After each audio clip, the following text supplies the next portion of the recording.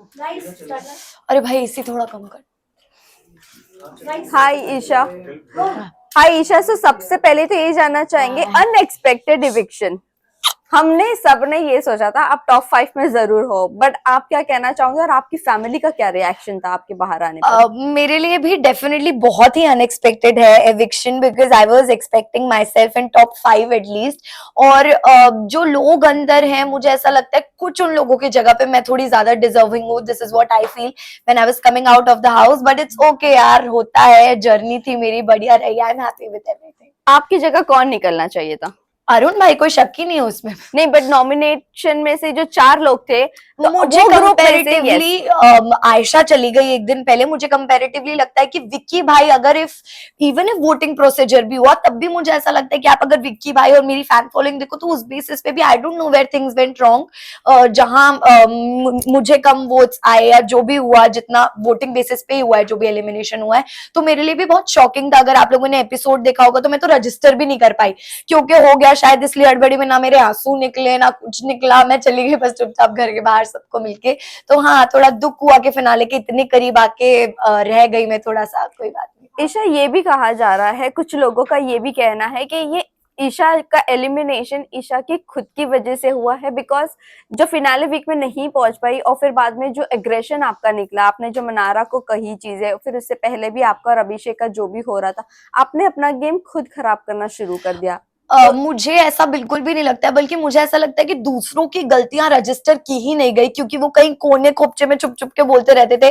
और शायद मेरी आवाज इतनी लाउड और इतनी क्लियर है कि मैं कुछ भी किसी को बोलती थी, या मैं कुछ बुरा बोलती हूँ या अच्छा बोलती हूँ, तो वो बहुत ओपनली बाहर जाता था कि ओके अच्छा ईशा ये बोल रही है या वो बोल रही है। और मुझे कभी भी पूरे गेम में थ्रू आउट द शो अपने लिए बोलने के लिए कोई इंसान लगा नहीं है, क्योंकि मुझे हमेशा से ऐसा लगा है कि मैं खुद इनफ हूँ अकेली अपने लिए बात करने के लिए, कोई भी पॉइंट ऑफ व्यू है या कोई भी मैटर है। और जो रही पिछले वीक की बात, जो भी मनारा और मेरी चीज हुई, तो इन द होल शो किसी भी चीज की पहल मेरी तरफ से नहीं हुई है। मैंने कोई भी चीज पहले नहीं की है अपनी तरफ से खुद को विक्टिम दिखाने के लिए।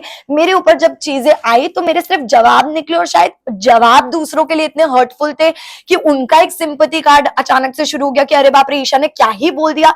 मुझे ऐसा लगता है मैं वहां चुप गई जहां मैं लोगों को रो रो के ये नहीं बता पाई कि मुझे भी इतना बुरा बुरा बोला गया है कहीं ना कहीं। ईशा, ये जानना चाहिए, अगर आप बार डांसर हो या ऐसे कुछ चीजें आपको कोई बोलता तो आप उस चीज को कैसे लेती है? बिकॉज एक गर्ल को ये चीजें बोल रही है। सो मनारा की बात करते हैं, जिनको मैंने ये बात बोली है। तो मनारा ने दूसरे वीक से ही हर लड़की के कैरेक्टर पे बातें करनी शुरू कर दी। दूसरा वीक तो घर के अंदर जाने के बाद इतना कम टाइम होता है, इतना कम टाइम होता है कि आप किसी को एकदम से जज नहीं कर सकते, बट मनारा ने वो भी किया। मनारा ने, मैंने सिर्फ मनारा के लिए बोला, मनारा ने Isha, Ayesha, Ankita, Khanzaadi, Sana, she has talked about every women inside the house।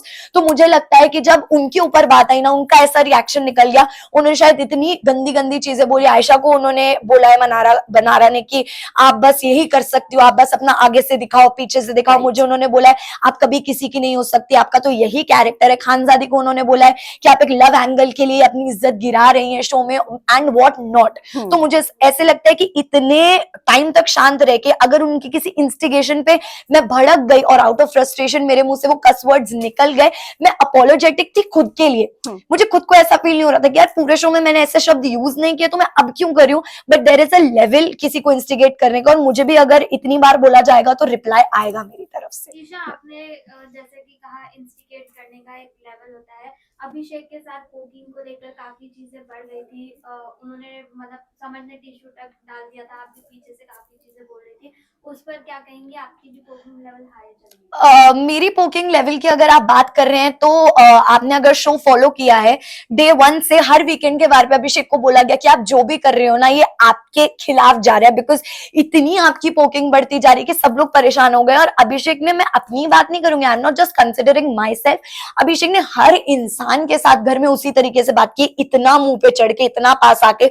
तो उनका भी पोकिंग या इंस्टिगेशन का लेवल कोई कम नहीं रहा, बल्कि अगर अभिषेक की पोकिंग शो में 100% थी तो हमारी शायद उसमें से 5% की रही होगी। और उसी पोकिंग में उनको इतना बुरा लग गया कि उनका ये सब रिएक्शन निकल गया कि मैं तो आउट ऑफ कंट्रोल हो गया, मैंने तो चांटा मार दिया। ये वो जो क्लेम करते थे कि ईशा मालविया से मैं बहुत प्यार करता हूँ या मेरे अंदर उनके लिए बहुत इश्क है, मोहब्बत है, आई डोंट अंडरस्टैंड। अगर आप लोग भी किसी लड़की से या लड़के से प्यार करते हो, आप इतना बुरा भला उस आदमी को नहीं बोलोगे और फिर रोक के गा के अपने आप को करेक्ट दिखाने की कोशिश करना कि बोल तो मैंने दिया, चलो इसको क्लियर कैसे करे ताकि मेरा एरोगेंस ना दिखे, जाके सॉरी बोल देता हूँ। तो I am just advising Abhishek and his family की ये बिहेवियर उनको सुधारना पड़ेगा, because this is not how it's done. But Isha, वही यही आपको जान- शो के स्टार्टिंग सॉरी गाइस। कोई बात नहीं। बट वही अभिषेक, आपको शो के स्टार्टिंग में तो अच्छा लग रहा था, आपकी उनके साथ दोस्ती हो गई थी, लेकिन जब समर्थ आया तब आपने अचानक से अभिषेक को पोक करना शुरू कर दिया। मैंने कभी भी पहले नहीं किया। समर्थ और अभिषेक की जब भी लड़ाइयां हुई है, अभिषेक हमेशा, और जो पोकिंग वाला पूरा इंसिडेंट हुआ था, I want to clarify this, अगर आप लोगों ने एपिसोड देखा हो तो, कि मैं उस टाइम हॉल में थी भी नहीं जहां लड़ाई चल रही थी। अभिषेक ने समर्थ को बोला कि अरे तू अब क्यों अकेले लड़ाई कर रहा है, जा अपनी गर्लफ्रेंड को जाके बुला के ला, जा, क्योंकि उसके बिना तू लड़ नहीं सकता। ये स्टेटमेंट सुन के ही मैं बाहर आई हूं कि अब तो मैं थी भी नहीं यार, आपने अननेसेसरी मुझे क्यों इन्वॉल्व किया। तो मैं इन्वॉल्व हुई, मैंने शायद पब्लिकली सबके सामने समर्थ की तरफ अपना प्यार, और सबको इंटरव्यू करते हैं या आप अंदर मीडिया कॉन्फ्रेंस राउंड भी करके आए होंगे, तो अभिषेक ने शायद, मुझे लगता है कि चीज उसको एक्सेप्ट करनी चाहिए कि कितनी बार मेरी तरफ से उसे अनकाउंटेबल, अनगिनत चांसेस मिले हैं कि यार जो भी हो रहा है कोई बात नहीं, ठीक है, मैं अभी दुनिया के लिए कितनी भी स्ट्रांग लड़की हूं, मैंने कितना ही कुछ फेस कर लिया हो, लेकिन जब आप एक रिश्ते में होते हो, आप किसी से प्यार करते हो, तो आप उस इंसान की 100 गलतियां माफ भी करते हो, और मैंने भी वही किया। और वही मुझे ऐसा लगता है कि इस प्लेटफॉर्म पे आके मुझसे एक बहुत बड़ी बेवकूफी हुई कि मैंने उस चीज को तभी उसी टाइम कॉल आउट नहीं किया। So I am feeling like a fool कि मैंने तब नहीं बोला। और ईशा, आप जो है कहीं ना कहीं अभिषेक को टॉक्सिक कह रही हैं, लेकिन समर्थ भी वही चीजें आपसे, आपके साथ घर में कर रहा था, आप पे कॉफी फेंकना, आपको बोलना दूर हट जा मुझसे, मेरे पास मत आ, वही चीज वो कर रहा है, तो डिफरेंस क्या? समर्थ ने कभी मेरे ऊपर कॉफी नहीं फेंका है, फर्स्ट ऑफ ऑल। और अगर आप बात करिए कि कभी कभी जो उसका बिहेवियर रहा है मेरे टूवर्ड्स, तो ये एक जनरल गर्लफ्रेंड बॉयफ्रेंड के बीच का रिश्ता होता है। अगर आप भी रिलेशनशिप में रहे होंगे, आपको भी पता होगा कि 24/7 गुडी गुडी नहीं चल सकता कि तू मेरी बेबी है, मैं तेरा बेबी हूं, ये तो पॉसिबल ही नहीं है। कभी ना कभी मैं भी इरिटेट होंगी, सामने वाला इंसान भी इरिटेट होगा, पर वो कभी कभी हो, और एक हद तक वो तो सही लगता है। मुझे कभी समर्थ की इरिटेशन अपने लिए बुरी नहीं लगी है, क्योंकि मुझे पता है ये कैसे भी करके, मतलब मेरे काम से मुझे अलग नहीं करेगा। लेकिन जब चीजें, रिलेशनशिप काम को इफेक्ट करने लग जाए, करियर को इफेक्ट करने लग जाए, देन इट बिकम्स टॉक्सिक। जब समर्थ एंटर किए तो समर्थ और अभिषेक ने आपका काफी मजाक मनाया है कि मैं डेट करूंगा कि नहीं, ये करूंगा फ्यूचर को लेके। अगर आप वो वीडियो देखे, लुक वेरी, दोनों ने टॉक्सिक किया है, आपकी कैरेक्टर असैसिनेशन लग रहा था। समर्थ ने और अभिषेक दोनों बात करते थे पूल में, तो उस पर आप क्या वो फुटेज आपने देखा? मैं एग्जैक्टली वही रिप्लाई करने वाली थी कि मैं अभी बाहर आई हूँ। मुझे पहली बात तो ऑल ऑफ अ सडन 3 महीने बाद एक ऐसी जगह से बाहर निकल के मुझे सब कुछ बहुत ही नया लग रहा है। मैं गाड़ी में भी ट्रैवल कर रही हूँ, वो भी मुझे बहुत नया लग रहा है। फोन वगैरह everything is looking like it is very new to me, you know. तो मैं इतना नहीं चला रही हूँ, और ना मैंने ये सारी फुटेजेस देखी हैं, तो जब मैं देखूंगी तब में भी मेरा परसेप्शन बनेगा उन बातों ईशा, का। और समर्थ का एक वीडियो काफी वायरल हो रहा था, जिसमें वो आपसे बात करते करते आपको बहुत ही गंदी गालियां दे रहे थे। क्या वो आपसे यूजुअली ऐसे ही बातें करते हैं, एक्सेप्ट कर लेते हैं? नहीं नहीं, डेफिनेटली नॉट। वो कुछ मुझसे ऐसे बातें नहीं करता है, एंड आई एम श्योर, मैंने वो वीडियो नहीं देखा है जिस वीडियो की आप बात कर रहे हैं, बट अगर ऐसा कुछ हुआ भी है तो आई एम श्योर कि फ्रस्ट्रेशन में उन्होंने, जैसे हम सिचुएशनली कुछ बोल देते हैं ना, अभी उससे वर्ड्स उन्होंने सिचुएशन पे वो बोला है। मेरे साथ कभी भी समझ का ऐसा पर्सनल एक्सपीरियंस नहीं रहा कि उन्होंने मुझसे ऐसे बात करी या बदतमीजी किया। ईशा, आपको देखा जाता है कि हमेशा आप विकी और अंकिता के झगड़ों में घुस रही हैं, जबकि उसको, उस चीज को सलमान खान ने भी आपको बोला था कि आपको घुसने की जरूरत नहीं थी उन चीजों में। उस पे क्या कहेंगे? देखिए, ये मेकर्स का एक अलग पॉइंट ऑफ व्यू होता है हर सीजन में। कोई कंटेस्टेंट सही होता है, कोई नहीं होता है, बट मेकर्स का एक अलग ओपिनियन होता है। तो मैं उस चीज को जितना सही कंसिडर कर सकती हूँ, मेरे पास उतना ही गलत कंसिडर करने का भी हक है।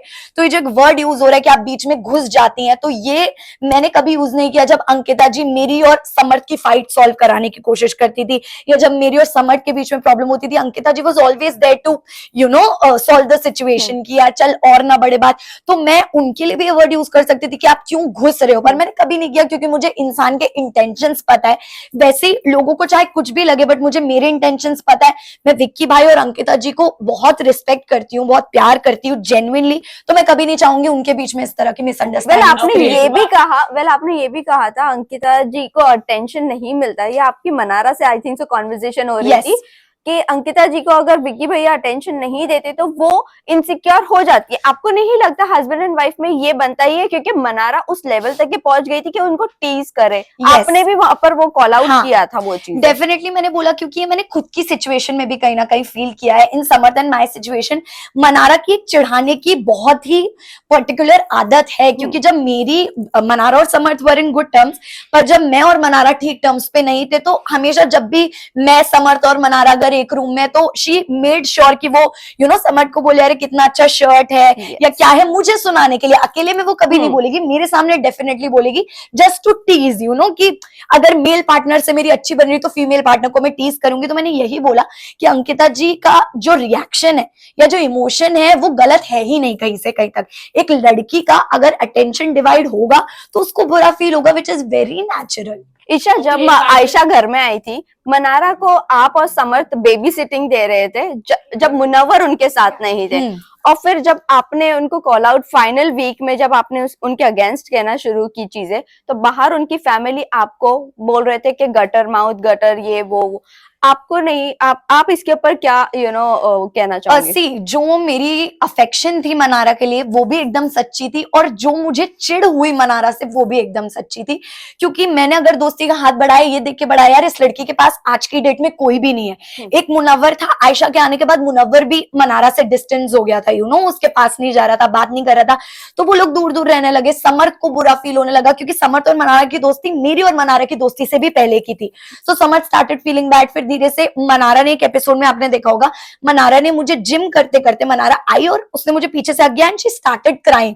ऑल्दो हमारा ऐसा कोई बॉन्ड नहीं था कि वो रोए, पर वो रोने लगी। फिर मैं उसको रूम में लेके गई कि क्या हुआ क्या नहीं, तू अकेला फील करी, और मैंने उसको एक ही एडवाइस दिया कि तू बोल, तू बोलेगी नहीं ना तो तू अंदर ही अंदर दबती जाएगी, तेरे को बोलना पड़ेगा, please speak up for yourself. उसके बाद एक मुनव्वर और मनारा की मेजर लड़ाई झगड़ा हुआ था, जिसमें बॉटल की तोड़ा फोड़ी हुई थी मुनव्वर की तरफ से। तो आई थिंक मैं इसलिए थी, और चिढ़ मुझे मनारा के डबल स्टैंडर्ड्स पे हुई, टू बी वेरी फ्रैंक। क्योंकि किसी इंसान के लिए आप एक रात पहले इतनी गलत बातें बोल रहे हो कि वो अनडिजर्विंग है, वो ये है, वो है, तो मुझे नहीं लगता मैंने कोई भी सिचुएशन जाने दी है किसी गलत इंसान को कॉल आउट करने में। मैंने हमेशा किया जब भी मौका मिला, लेकिन वही at the same time Mannara मुझे सब कुछ बहुत कन्वीनियंस का लगा, तो मैंने उनको भी कॉल आउट किया। मनारा को लेके मैं ये कहना चाहूंगा कि क्या आपको लगता है कि जिस तरह से उनकी रिलेशनशिप रहे पूरी तरह से नेशनल टेलीविजन में आ चुका है, क्या कहना चाहेंगे उसको लेके, मुनव्वर को लेके? इसी के साथ एक और एक क्वेश्चन है ईशा, जब मुनव्वर का ये एक्सपोज होना शुरू हुई चीजें, आयशा जब घर में आई, वेल सेम सिचुएशन आपका भी था इनिशियल डेज में, बट मुनव्वर ने आपको कभी भी अटैक नहीं किया जिस तरह आप पूरे घर वाले मुनव्वर पर अटैक करने लग गए थे। सो इसके बारे में हम दोनों का वही क्वेश्चन। तो मैं क्लियर करना चाहूंगी इस बात को, तो सबसे पहले कि जरूरी नहीं है कि पब्लिक अटैकिंग ही पूरी अटैकिंग हो। मुनव्वर ने अभिषेक से अकेले में इतनी बातें की हैं कि यार तू क्यों इसके पीछे लगा रहता है, ये तो ऐसी है, ये तो वैसी है, नेशनल टेलीविजन पे एक्सेप्ट नहीं किया। और मजाक मजाक में बोलते हैं ना मीठी छुरी, एक तो मुनव्वर ने मजाक मजाक में मुझे इतनी बार लेट डाउन फील कराया उस चीज के बारे में कि मेरे साथ अगर कुछ जिंदगी में गलत होगा ना तो मैं सोच लूंगा अरे यार मेरे साथ ईशा जितना गलत नहीं हुआ, तो मुझे भी ह्यूमिलेटेड फील होता था। पर मैंने कभी उस चीज का स्ट्रांगली अपोज नहीं किया उस चीज को कि अरे तू क्यों बोल रहा है, क्या बोल रहा है, क्या नहीं, और ना ही वो बात वीकेंड का बार पे उठाई गई, क्योंकि आई थिंक उतनी स्ट्रांगली नहीं बोला था। आयशा 22 दिन तक चुप रही, उसने कुछ नहीं बोला। आपने देखा होगा मैंने आयशा को भी गलत बोला है, मैंने आयशा को भी बोला कि यार तू यहाँ क्यों आई है, मुझे नहीं समझ में आ रहा है, कोई क्लैरिटी ही नहीं है, क्योंकि मुझे तब तक आयशा का कुछ नहीं पता था, कुछ नहीं समझ आ रहा था। बट द मोमेंट नॉमिनेशन के बाद 22 दिनों के बाद आयशा ने अपना मुंह खोला, आयशा ने बताया कि एक्चुअली क्या रीजंस हैं, कितनी चीटिंग हुई है, 2 टाइमिंग 3 टाइमिंग 4 टाइमिंग। उस पे मेरा रिएक्शन था कि मुनव्वर जब मेरे साथ ये सिचुएशन आई थी तो मैं ऐसे दिखा रहे थे जैसे पता नहीं मैं किस कैरेक्टर की लड़की हूँ, या अभिषेक तो उससे दूर हो जाइए, सही लड़की नहीं, तो क्या आप सही लड़की हो, मेरा आपसे ये सवाल है। अब एक लड़की जो बाहर से आई है वो और 3-4 लड़कियों का नाम आपके लिए जोड़कर लेकर आई है, जिसमें आप एक 2 टाइमर 3 टाइमर दिख रहे हो, तो वो भी सही नहीं है। और मैं उन लोगों से दुखी हूं जो इस चीज को बढ़ावा दे रहे हैं, सपोर्ट करें, because this thing should not be normalised in the society. Samarth ने मुनावर को बोला है कि विमेनाइजर है, तो आप इस स्टेटमेंट से कितना रिएक्ट करते Also, हैं? अभिषेक women- की बीमारी के बारे में क्या आपको पहले से पता था? सी विमेनाइजर जो शब्द है, मैं एग्जैक्टली विमेनाइजर में भी आप कह लो, या वो हमेशा एक अलग तरह से अपने शब्दों के जाल से लड़कियों को ट्रैप करते आए, क्योंकि ये कला हम सबने उनके अंदर की देखी है कि वो कितने उनके शब्द इतने अच्छे हैं कि उनको ये बेसिकली आशीर्वाद है शब्दों का, कि वो कुछ भी मैनिपुलेट कर देते हैं, शब्दों से किसी को भी फंसा लेते हैं। आयशा के साथ भी हुआ, पिछले शो में भी जो उनका रियलिटी शो था उन्होंने ये किया है। मनारा के साथ भी कहीं ना कहीं एक लव लाइकिंग फ्रेंडशिप चल रहा था। बाहर के और 3 रिश्ते लगा गए, जिसमें कि आयशा ने घर के अंदर कन्फेस किया कि वो कहीं ना कहीं एक रिश्ता भी भेज कर आए। तो हमारे लिए वो भी बहुत शॉकिंग था कि मतलब मुनव्वर जो एक पर्सनालिटी कैरी करके आया है शो में, इतनी अच्छी वो तो कहीं रही ही नहीं। ईशा अंजलि ने भी ये कहा है, बाहर उनकी जो लॉकअप की जो कंटेस्टेंट थे उन्होंने कहा कि जो मुनावर है लव गेम के लिए इस तरह का करते हैं, तो आप इस तरह के स्टेटमेंट क्या दिख रहे हैं? इतनी कई सारी उनके रिलेशनशिप है, एक सिर्फ आयशा ही आई है, एक लड़की है, और ऐसे कई सारी लड़कियां हैं। तो जो अंजलि अरोरा ने ये स्टेटमेंट दिया है उस पर आप क्या कहना चाहते हैं? मुझे पता नहीं उन्होंने कब दिया स्टेटमेंट, बट अगर उन्होंने ये बोला है तो आई थिंक उन्होंने ये विटनेस किया होगा या फेस किया होगा कि अंजलि के साथ भी ऐसा ही कुछ हुआ है। मे बी हमें क्या पता कि अंदर की क्या बात है, मुझे भी नहीं पता, क्योंकि इतना क्लोजली मैं नहीं जानती उनके रिलेशन को। बट जितना मुझे पता लगा तो वो यही था कि शो में मुनव्वर और अंजलि का एक लव एंगल था, but after the show it got ended, मतलब देयर वाज नथिंग। तो मुझे यही लगा। ईशा नहीं मेरे Guys, listen, only one more Yes, question. yes. Ma'am मेरा क्वेश्चन, मुनावर क्या ट्रॉफी डिजर्व करते हैं? इतने allegations नहीं, के बाद? आई थिंक अभिषेक मुनव्वर की बीमारी के बारे में डेफिनेटली आपको पहले से पता था क्या? और समर्थ एंड आपका जो मतलब नेशनल टीवी पे जो किस करना था, क्योंकि ये फैमिली शो है, तो क्या आपको लगता है ये सही था? आपकी काफी वीडियोस भी वायरल हुई हैं, हम्म। जो बच्चे भी देखते हैं ये शो को, अच्छी नहीं। सो सी जब आप एक रिलेशनशिप में होते हो ना, तो आप उस चीज का मुझे ऐसा लगता है कभी भी उस चीज के ऑपोजिशन में नहीं जाना चाहते हो, क्योंकि आपको कंफर्टेबल फील होता है कि ये मेरा अपना इंसान है। बट कहीं ना कहीं मुझे शायद मैंने इतना कंसिडर नहीं किया उस चीज को कि ओके नेशनल टेलीविजन है, other things are also going on, और मैंने सिर्फ समर्थ और मेरे रिश्ते की वो रिस्पेक्ट में, out of respect, out of love आप कह लो, हमारे जो भी वो मोमेंट्स थे वो दिखाए गए, इन विच मुझे ऐसा नहीं लगता कि ये सोसाइटी में इतना गलत पड़ना चाहिए, क्योंकि मुझे जितना इक्वली कैरेक्टर के मामले में गलत ठहराया गया है, उतना फिर मुनव्वर को भी ठहराना चाहिए, क्योंकि जो वो कर रहे हैं वो भी इक्वली बहुत गलत है। ईशा आपके फादर ने समर्थ को एक्सेप्ट करने से मना कर दिया है। नहीं, मुझे नहीं लगता है कि मुनव्वर जेन्युइनली ट्रॉफी डिजर्व करता है, बिकॉज उन्होंने पूरा शो सोते सोते निकाला है जेन्युइनली। और अगर आपने एपिसोड्स देखे, मैंने ये बात बोली उनको कि यार मुनव्वर मतलब तेरा गेम मुझे 0 लगता है ब्रो, अगर तेरे फैंस ना हो, अगर तू एक नॉर्मल इंसान की तरह शो में आता तो 0 ही होता। मुझे नहीं लगता फैंस के अलावा कुछ भी, एक उसका आर्ट फॉर्म है जो भी है, स्टैंड अप कॉमेडी है जो भी है, उसमें वो बहुत अच्छा है, लेकिन अदरवाइज इट्स नथिंग। ईशा आपके फादर ने आपके समर्थ को एक्सेप्ट करने से मना कर दिया है, आप क्या कहना चाहोगे? उन्होंने बाहर एज अ दामाद समर्थ को मना किया है accept करने मैंने कोई इंटरव्यूज देखे नहीं है, तो मैं इस चीज पे अभी कोई टिप्पणी देना ही नहीं चाहूंगी, क्योंकि ना मैंने घर पे इस बारे में बात की, ना मैंने कोई इंटरव्यूज देखे। अगर आप लोग फिर भी बोल रहे हो तो मेरा टेक ये है कि अभी मैंने अपनी फैमिली को अपनी साइड ऑफ स्टोरी बताया ही नहीं है। जब मैं बताऊंगी वो कन्विंस होंगे, and I know as parents वो मेरी बात को एक्नॉलेज करेंगे। All right, thank you guys. Thank you. Thank you.